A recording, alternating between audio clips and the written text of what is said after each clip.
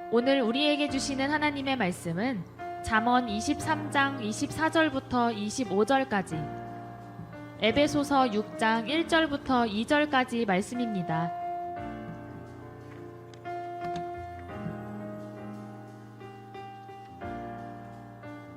의인의 아비는 크게 즐거울 것이요 지혜로운 자식을 낳은 자는 그로 말미암아 즐거울 것이니라. 내 부모를 즐겁게 하며 너를 낳은 어미를 기쁘게 하라. 자녀들아, 주 안에서 너희 부모에게 순종하라. 이것이 옳으니라. 내 아버지와 어머니를 공경하라. 이것은 약속이 있는 첫 계명이니. 오늘 이 말씀에 많은 은혜 받으시기 바랍니다. 할렐루야.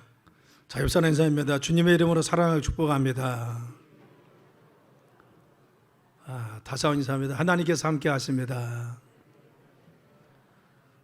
하나님께서 함께 하시는 귀한 은혜와 축복이 함께 하길 간절히 축원합니다. 우리가 5월은 가정의 달, 지난주는 우리가 어린이 주일로 지키고요. 오늘은 어버이 주일입니다. 저희 교회에서는 어버이날이 어제였기 때문에 지난 주간에 같이 꽃을 다리면서 그렇게 어버이를 기리는 그러한 시간들을 가졌습니다. 그렇지만 오늘은 특별히 어버이 주일을 맞이해서 부모님의 사랑에 대해서, 어버이의 사랑에 대해서 함께 말씀을 나누겠습니다. 어버이 사랑하면은 줘도 주고 싶은 것이 어버이의 사랑이죠. 하나님 사랑과 같은 것이 어버이의 그러한 한없는 사랑입니다. 줘도 모자란 것이, 그리고 더 주고 싶은 것이 어버이들이 가지고 있는 사랑입니다. 셀 실버스타인이라는 사람이 아낌없이 주는 나무라는 책을 썼습니다. 근데 이 책의 내용은 그렇죠. 어느 소년이 늘 자신이 놀이터 삼아서 그 나무 그늘 아래서 그리고 늘 놀았습니다. 그리고 그네도 타고, 그리고 배가 고프면 사과 열매도 따서 먹었습니다. 어린 시절들은 바로 그 나무가 자신의 놀이터였고, 그리고 또한 그곳에서 늘 행복하고 잠도 자고 그네도 타면서 잘 지냈다는 겁니다. 근데 어린아이가 이렇게 노는 모습을 그 나무가 보고 너무 좋았어요. 그리고 행복했다는 겁니다. 그리고 이 소년이 이제는 컸습니다. 그래서 소년이 어느 정도 커서 이제는 청년이 됩니다. 청년이 돼서 자신이 돌이 필요했습니다. 그래서 나무에게 와서 이야기했어요. 내가 돈이 좀 필요하다라고 했더니만 나무가 말하기를 여기 있는 사과를 따다가 그것을 팔아서 돈을 쓰라고 했습니다. 그래서 이 청년은 그 나무에서 사과를 따다가 시장에 팔고 나서 그걸 자금으로 해서 자신의 삶의 기반을 잡고 살아가기 시작했습니다. 그리고 그 소년은 돌아오지 않고 그냥 떠났습니다. 그래도 나무는 너무 행복했습니다. 그리고 얼마간의 시간이 또 지났습니다. 이제는 그 소년이 중년이 되었습니다. 돌아와서 이렇게 이야기합니다. 내게는 안정된 집이 필요해. 집을 짓기 위해서 나무가 필요하다고 했습니다. 그러자 그 나무는 이야기했습니다. 내 가지를 잘 잘라서 너희 집을 아름답게 지어라고 했어요. 그래서 그 소년은, 중년이 된 소년은 그 나무를 잘라다가 바로 자기 집을 아름답게 지었습니다. 그리고 무심히 또 그 나무에게 돌아오지 않았습니다. 그래도 나무는 너무 행복했습니다. 그리고 얼마간의 시간이 지났습니다. 이제는 그 소년이 다시 왔습니다. 그 나무에게 얘기합니다. 나는 이제 여가를 즐길 수 있도록 여행하려면 배가 한 척 필요해 라고 이야기했어요. 그러자 그 나무는 말하기를, 가지가 다 잘린 나무가 이야기하기를 내 몸통을 잘라서 배를 만들어, 그리고 그 배를 타고 여행을 즐겁게 해라고 했어요. 그 소녀는 바로 그 나무를, 몸통을 잘라서 정말 배를 만들었습니다. 그리고 바로 그 배를 통해서 여가를 즐겼습니다. 그런데 그 나무는 자기 몸통까지 주고도 너무 행복했다는 겁니다. 그리고 시간이 많이 지났습니다. 어느 날 다 구부러진 노인이 한 분 왔습니다. 그 소년이었습니다. 그리고는 나무에게 얘기합니다. 나는 이제 돌아다닐 수 없고 그리고 다닐 수가 없어서 앉아서 쉴 것이 필요해 라고 했을 때, 뭉둥그러지게 바로 밑둥만 남은 그 나무를 말하기를 내게 앉아서 쉬어라고 했어요. 그래서 그 노인이 된 소년은 그곳에 앉아서 쉬었다는 것입니다. 그런데 나무는 너무 행복했다는 겁니다.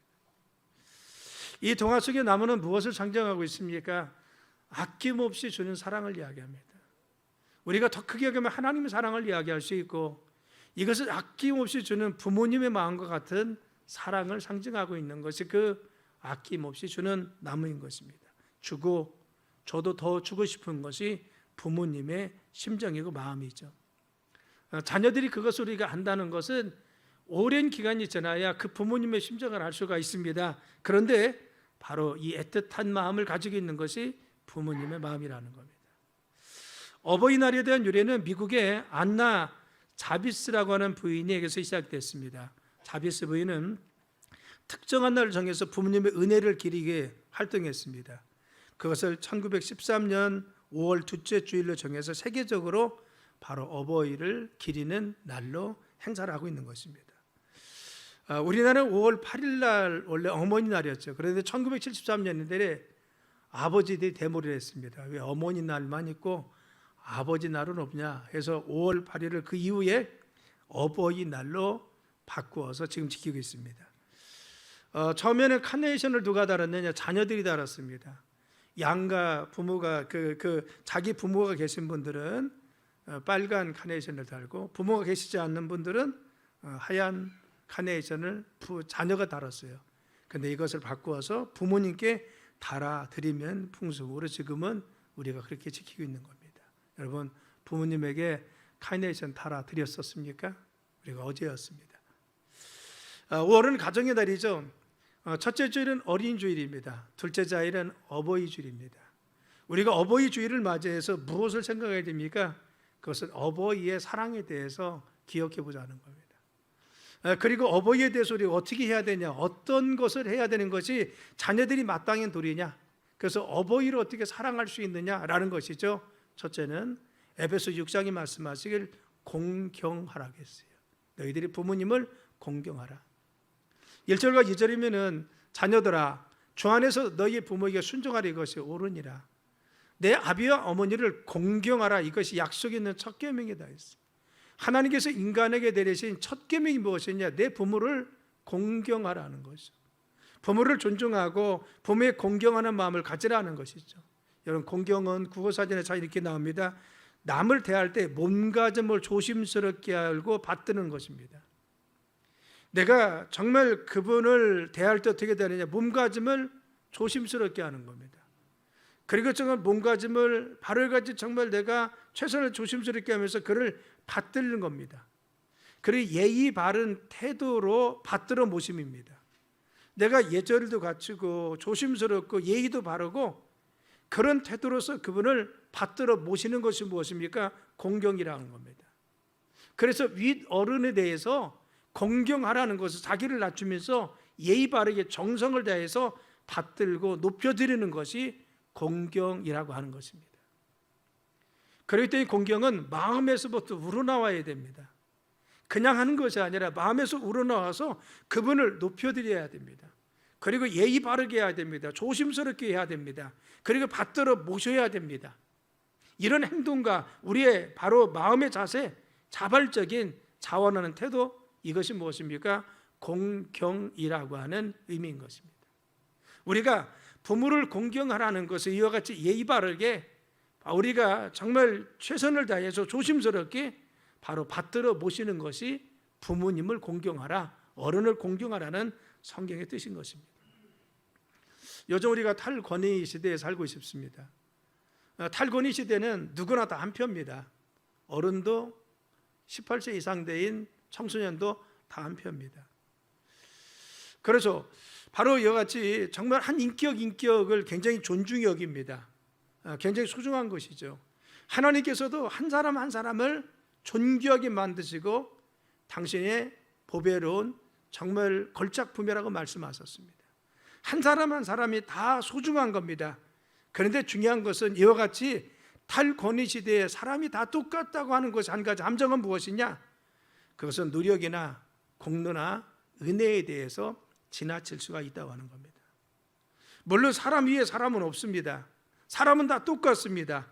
어른도 아이도 누구나 다 평등한 것입니다. 그러나 중요한 것은 위와 아래, 질서, 어른과 아이의 구분은 분명히 있어야 된다는 겁니다. 우리가 다 똑같다고 해서 어른도 아이도 구분이 되지 않으면 안 되는 거죠. 위와 아래도 구분되지 않으면 안 되는 거죠. 분명히 무엇인가 구분되어야 됩니다. 그래서 어른은 공경할 수 있어야 되고, 그리고 또한 자녀들은 어른의 말씀에 순종할 수 있어야 되고, 그리고 연세가 많거나 그리고 또 경험이 많은 분을 존중해서 그분 말씀을 따라가야 되는 것이 사회를 유지하고 질서를 유지하는데 굉장히 중요한 하나님의 법칙이라는 사실을 알아야 됩니다. 그래야 가정도 바로 든든하게 세워질 수 있는 것이고, 그리고 또한 사회도 든든히 세워질 수 있는 것이고, 그리고 교회도 든든히 세워지는 것은 분명히 위아래, 그리고 또한 질서는 분명히 있어야 된다는 것을 이야기합니다. 이때 중요한 것은 공경입니다. 자발적이지만 존경심을 가지고 감사를 표현하고 잘 받들어 모시는 것입니다. 한때 스승의 날을 폐지하자라는 것이 굉장히 청와대에 있는 국민 청원 게시판에 굉장히 이슈가 됐던 때가 있습니다. 제가 이번 설교를 준비하면서 언제나 찾았던 2018년입니다. 물론 선생님들에게 촌지를 줘가면서 자기 아들 잘 봐달라고 하는 것은 분명히 잘못된 겁니다. 그것은 우리가 지양되고 시정되어야 될 것입니다. 그러나 우리 자녀들이 선생님을 존경하고 존중하고 스승의 날 꽃 따라 드리고 감사 노래 드리는 것은 당연히 가르쳐야 되는 거 아닙니까? 선생님 말씀에 순종하고 선생님이 교훈하는 것을 받아들이도록 우리 자녀들에게 잘 말해서 선생님 말씀을 순종하게 만들고 복종하도록 시키는 것이 우리 부모들이 가지고 있는 아이를 교육하는 태도 중에 하나가 아닙니까?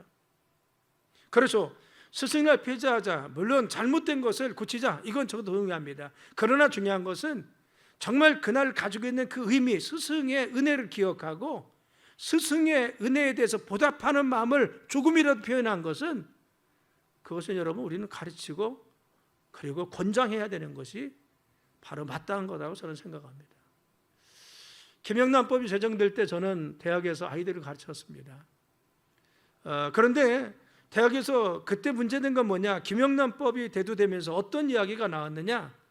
학생들이 주는 캔커피 하나를 제가 먹어도 김영란법에 걸린다는 겁니다. 왜 그러느냐? 바로 학생들 학력 평가할 때 그것이 바로 플러스 작용할까 봐, 평가할 때 영향을 받을까 봐 김영란법에 걸려서 캔커피도 먹지 말라는 겁니다. 아이들에게 아이스크림 좀 사주고 함께 대화하는 것도 김영란법이 걸린다며. 왜냐하면 교수들 평가한 거 있습니다. 평가할 때 아이들한테 영향을 줄 수 있기 때문에 그것도 걸린다는 겁니다. 물론 바로 공정하고 평가를 잘하고 그리고 편파하지 않는 것을 저는 찬성합니다. 그런데 여러분, 교수와 학생 사이에, 선생님과 제자 사이에 캔커피도 하나 나눌 수 없고 아이스크림 하나도 사줄 수 없다고 하면 얼마나 삭막하고 퍽퍽한 관계가 되겠습니까? 우리가 잘못은 분명히 시정이 돼야 됩니다. 그러나 정말 그 안에 그러는 온정이나 그리고 인정이나 감사나 은혜나 그리고 서로 사랑하는 그러한 정말 따뜻한 관계는 우리가 지속돼야 되는 것이 분명하다는 것입니다. 우리는 하나를 방지하기 위해서 다른 부수적으로 있을 수 있는 많은 좋은 것들을 다 폐지하는 것은 잘못됐다고 하는 것입니다. 감사는 표현해야 됩니다. 은혜에 대해서는 당연히 감사하다고 해야 됩니다. 선생님의 은혜에 대해서, 어른들이 우리에게 베푸는 은혜에 대해서, 부모님이 우리에게 해주신 은혜에 대해서 우리는 감사하면서 공경해야 되는 것이 당연한 겁니다. 나에게 은혜를 베푸는 자에게, 나에게 정말 영향을 주는 분에게, 나를 위해서 기도하는 분들에게 우리는 당연히 감사하고 존중하는 것이 우리의 삶이 되어야 됩니다. 그래서 성경은 바로 부모를 공경하라, 어른들에 대해서 이 공경의 마음을 가지라고 성경은 말씀하고 있는 겁니다.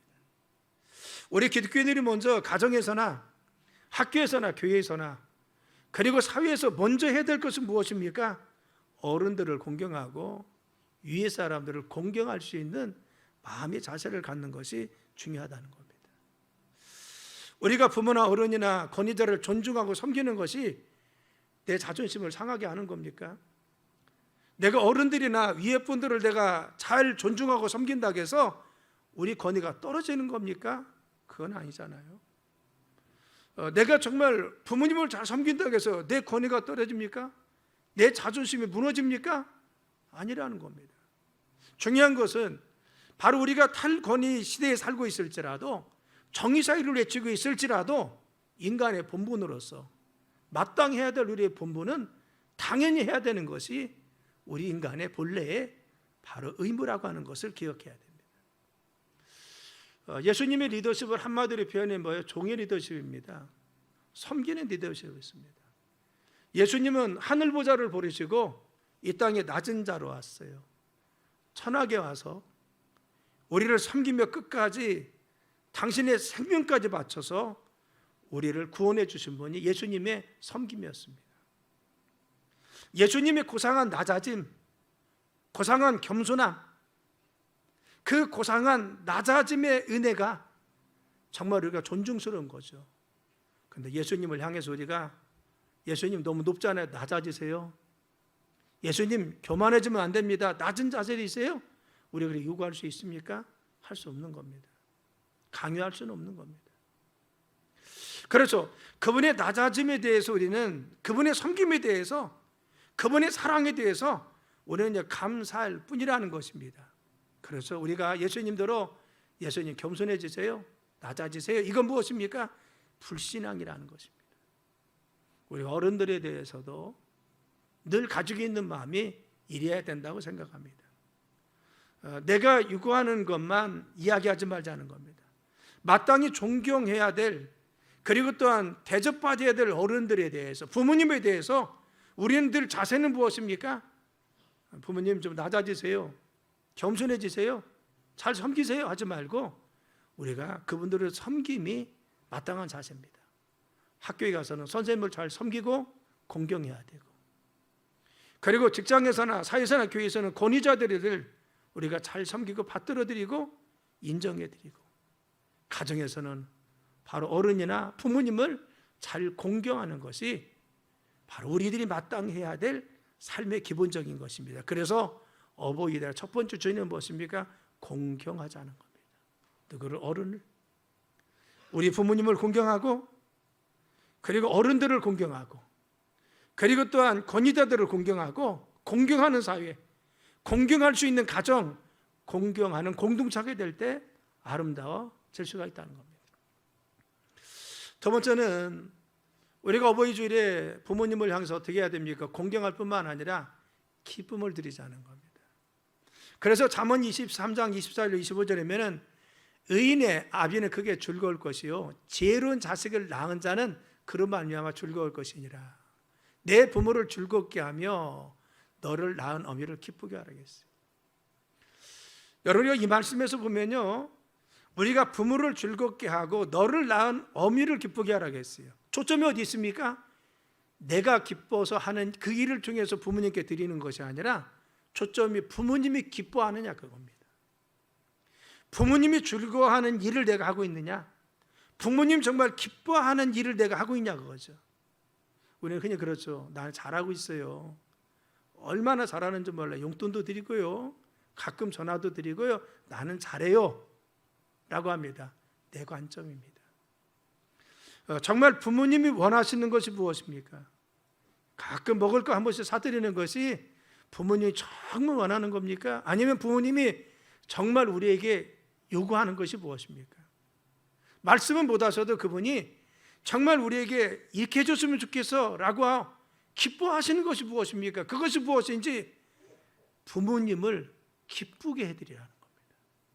내가 기뻐서 하는 것이 아니라, 내가 좋아서 했다고 하는 것이 아니라 부모님이 기뻐하는 것, 부모님이 만족하는 것을, 그 마음을 이해하고 하는 것이, 이것이 부모님을 기쁘게 하는 것이라고 성경은 말씀하고 있는 겁니다.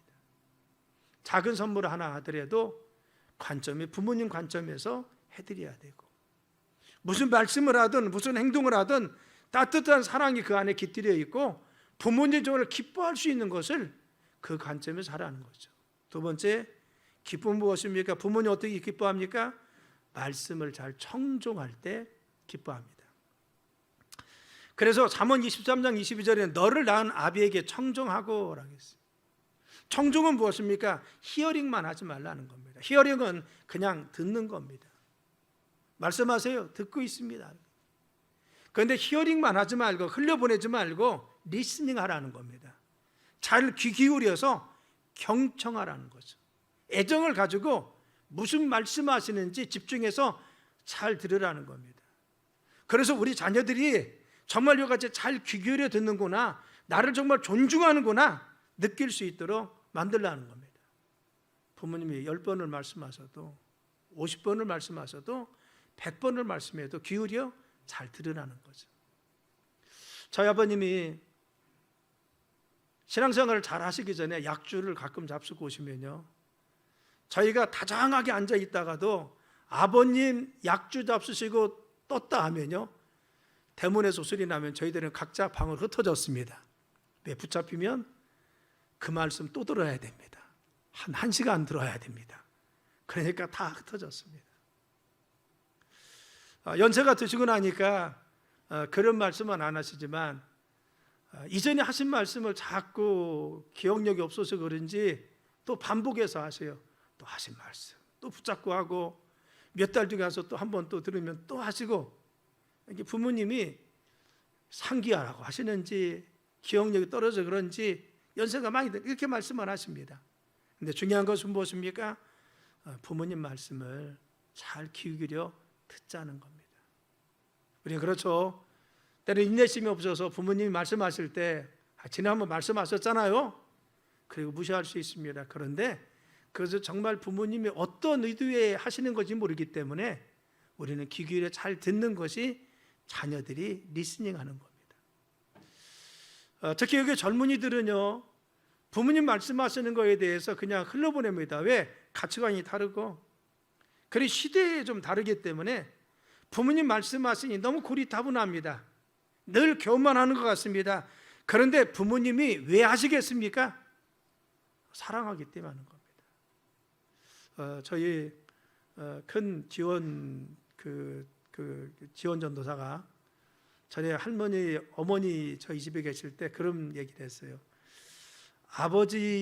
우리 아빠는 할머니가 보실 때 우리 엄마가 서경이 보는 거하고 똑같아. 그래요. 똑같답니다. 제가 어딜 나가려고 하면 60이 다 됐는데도 그 당시에 차 조심하고 운전 조심하고 늘 그 말씀 하시거든요. 그렇죠. 사모님도 아들한테 늘 그런 얘기 하죠. 그러니까 딸이 볼 때는 뭐예요? 할머니한테 우리 아빠는 엄마한테 석영이와 똑같구나. 지금도 그런 마음이구나. 왜 그러겠습니까? 그렇죠. 나갈 때 조심하고 몸 조심하고 건강 잘 챙기고, 요즘도 전화 오면 코로나 조심하고 사람들 많이 만나지 말고. 제가 지금 안 만납니까? 만나야 되잖아요. 지금 만나야 됩니다. 늘 염려합니다. 왜 그래요? 사랑하기 때문에. 때로는 부모님 말씀하시는 것이 그것이 반복해서 하는 정말 늘 하시는 말씀까지 들릴 수가 있습니다. 그래도 부모님을 기쁘게 하는 것이 무엇입니까? 잘 들어드리는 겁니다. 왜? 그 마음을 우리가 받아주는 겁니다. 젊은 자녀들은 나와 세대 차이가 난다고 해서 거절하고 듣지 않는 것이 잘하는 것이 아닙니다. 그래도 나를 사랑하는 마음으로 하시는 말씀에 대해서 귀 기울여 담을 수 있는 것이 진정한 효도하는 것이고 부모님을 기쁘게 하는 겁니다. 연세가 많이 드신 부모님은 반복해서 말씀하십니다. 때로는 짜증날 정도로 말씀하십니다. 그래도 부모님 마음을 이해하고 잘 청종해서 듣는 것이 부모님을 기쁘게 한다는 겁니다. 자녀 여러분들은 인내심 가지고 들으시길 바랍니다. 세 번째는 잠언 23장 22절에 늙은 어미를 경히 여기지 말라고 했어요. 여기서 경히 여기지 말라는 것이 무엇입니까? 무시하지 말라는 겁니다. 업신여기지 말라는 거죠. 여러분, 우리 부모님들은요, 연세가 많이 드시면은 건강도 다 잃어버리시고 힘도 잃어버렸습니다. 경제력도 없습니다. 그래서 늘 무엇인가 열등의식이 차 있습니다. 그런데 자녀들이 힘이 있다고 해서, 내가 돈이 있다고 해서 자녀들이 큰 소리를 치면요, 부모님들이 너무 초라해진다는 겁니다. 업신여기지 말라, 그분을 존중하라는 겁니다. 그동안 나에 대해서 베푼 사랑, 나에 대해서 베푼 은혜에 대해서 바로 존중하는 거죠. 저는 이걸 바꾸어서 자랑스럽게 여길 수 있는 자녀들이 되자는 겁니다. 여러분, 부모님 기쁨 어디 있습니까? 자녀들이 부모님을 부끄럽게 생각하면 부모님은 기쁨과 행복을 느낄 수가 없는 것입니다. 자녀들이 부모님을 최고라고 여깁니다. 자랑스럽게 여깁니다. 자녀가 그렇죠. 어려서는요, 어머니 아버지가 전능자입니다. 세상에서 어머니 아버지만 같이 가면요 무엇이든 할 수가 있어요. 그래서 아이들은요 어머니 아버지 손잡고 가면요 세상에 무서울 게 없습니다.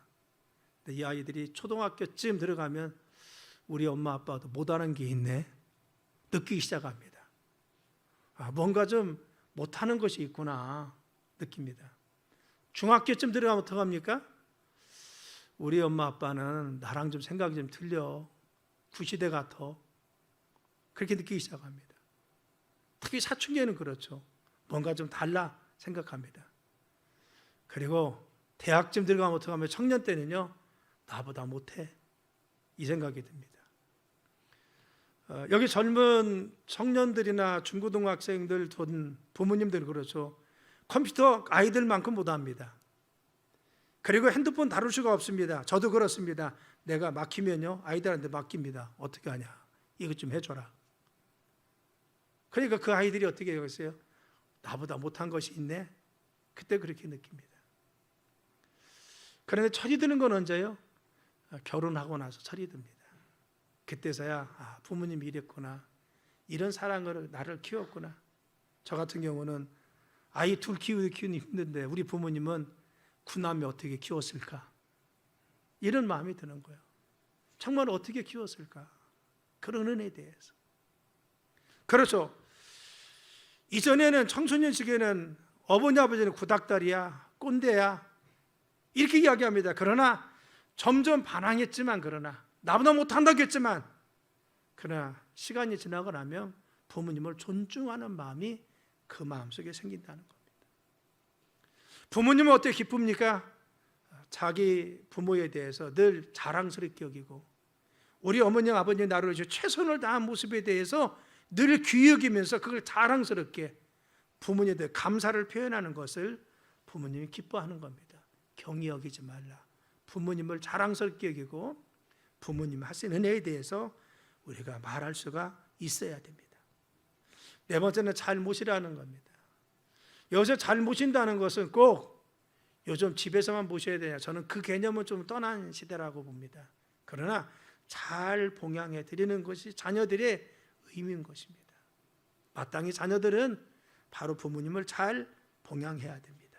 다섯 번째, 근심과 염려를 끼치지 말아야 됩니다. 자녀가 부모님의 근심거리가 되고 우리 부부가 살아가는 모습이 부모님의 근심과 염려가 된다면 기쁨을 드리는 것이 아닙니다.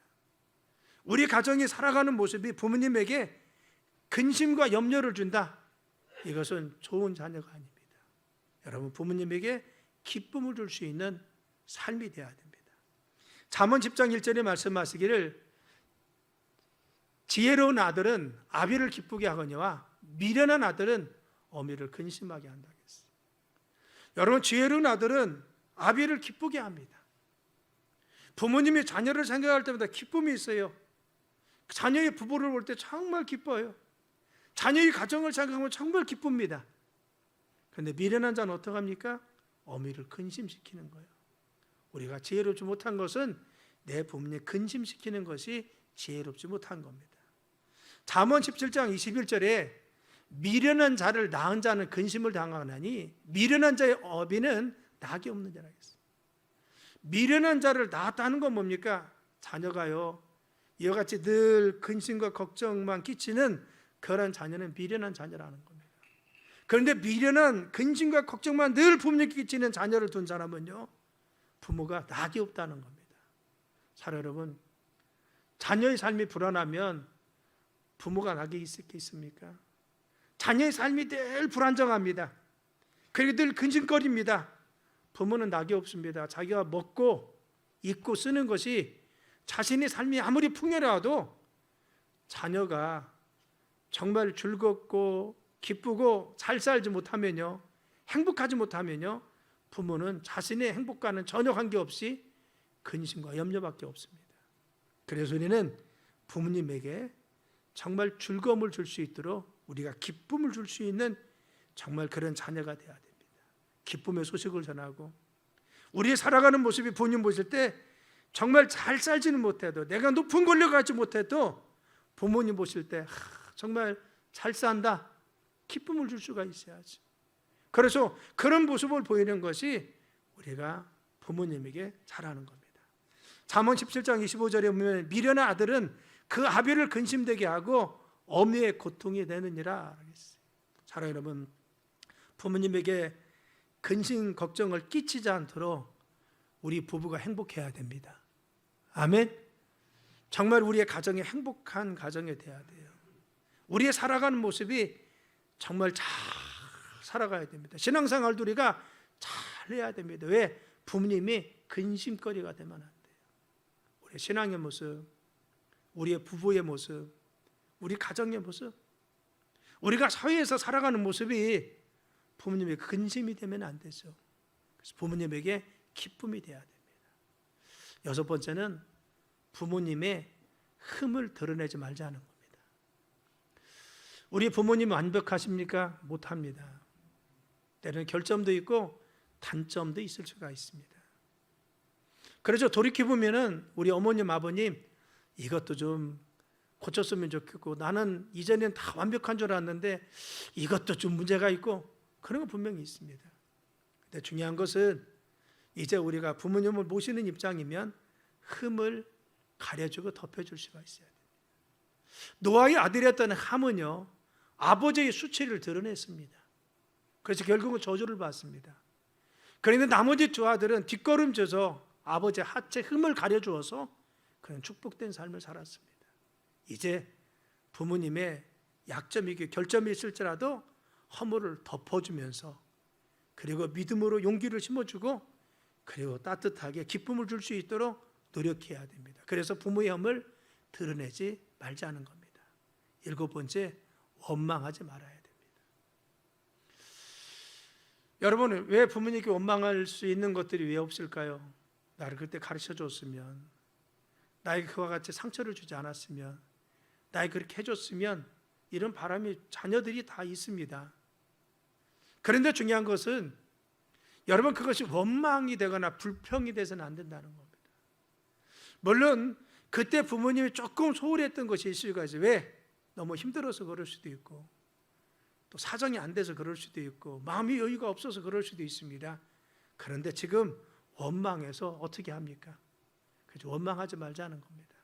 이제 부모님이 이전에 우리를 이해했으면, 이제는 늙으신 부모님은 우리가 이해해야 되지 않습니까? 우리가 덮어주고 우리가 이해해야 됩니다. 젊은 분들도 그렇죠. 부모님 완벽하지 못합니다. 때로는 부모님 화도 내고요, 그리고 참지 못할 수도 있습니다. 때로는 판단을 잘못할 수도 있습니다. 그때 중요한 것은 나를 위해서 희생하고 헌신하는 걸 생각하면서 원망하지 말자는 겁니다. 서로가 원망하면 그 가정이 원만해지지 않습니다. 하나님 축복하지 않습니다. 형제간에 원망하거나 부부간에 원망하거나 부모와 자녀가 원망하면요, 원망은 하나님 백성을 망하게 하는 것입니다. 서로가 덮어주고 감싸주고, 그리고 또한 잘하려고 기도하면서 노력하고 용기를 붙어주는 것을 주님 원하십니다. 그래서 가정 내에 원망하거나 불평하지 말고 서로 약점이 있으면 기도해주고 위로해주고 용기를 주어서 설 수 있도록, 부모님에게 원망할 일이 있어도 용기를 주어서 부모님이 다시 일어나게 해주시고, 자녀들이 잘못했어도 다시 희망을 주고 소망을 주고 사랑을 주어서 다시 일어날 수 있도록 원망과 불평하지 않고 용기를 주고 희망을 줄 수 있는 가정이 돼야 된다는 겁니다. 어느 목사님이 부모님을 기쁘게 하는 거에 6가지를 이렇게 정리했습니다. 첫째는 부모님을 기쁘게 해드릴 수 있는 것, 부모님의 큰 은혜를 잊지 말자라는 겁니다. 부모님 우리에게 주신 은혜 잊지 말자. 두 번째, 부모님을 존경하고 좋아하는 마음을 갖자는 겁니다. 존경하고 부모님을 좀 좋아하자는 겁니다. 세 번째는 부모님 말씀을 듣고 대화하는 대화의 시간을 가져야 된다 했어요. 그죠, 여러분? 어른들 되면요, 저희 어머님도 귀가 좀 잘 안 들립니다. 그래서 보청기를 끼라고 돼요. 끼실 때도 있는데 대부분 안 끼고도 계십니다. 전화해도요, 못 듣는데요. 답답합니다. 중요한 것은요, 그래도 우리가 말씀을 듣고 대화할 수 있는 시간을 갖는 것이 중요합니다. 가정이 함께 모시고 있으면 대화를 많이 해야 돼요. 청소년을 둔 우리 부모님들도 자녀들과 대화할 시간을 많이 가져야 됩니다. 그래서 친밀감이 형성돼야 됩니다. 네 번째는 부모님이 걱정하지 않도록 자녀들이 화목하게 잘 살자는 겁니다.